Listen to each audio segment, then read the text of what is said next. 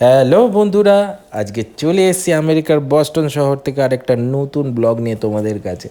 আজকে একটা খাবারের ব্লগ তোমাদের সাথে শেয়ার করছি।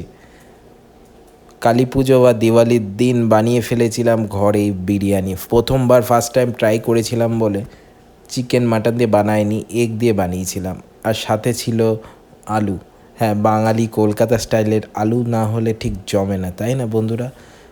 তো বিরিয়ানিটা দেখতে কতটা সুন্দর হয়েছে তাই না বন্ধুরা? দেখতে কি সুন্দর কালার, আর চালগুলোও দেখো কতটা প্রত্যেকটা সমান সাইজে। আর সাথে ঘরেই কেটে নেওয়া হয়েছিল স্যালাড, সাথে বানানো হয়েছিল রায়তা আর গ্রিন চাটনি, ধনেপাতা, কাঁচা লঙ্কা এইসব দিয়ে চাটনি। আর বিরিয়ানিটা খেতেও খুবই অসাধারণ হয়েছিল। একদম নুন ঝাল পুরো টেস্টে ভরপুর। প্রথমবার এতটা সুন্দর হবে ভাবতেও পারিনি। আর আলুটাও দেখেছো কতটা সফট আর সুন্দর হয়েছে। আর সাথে এগ বিরিয়ানি, দম বিরিয়ানি, জাস্ট অসাধারণ।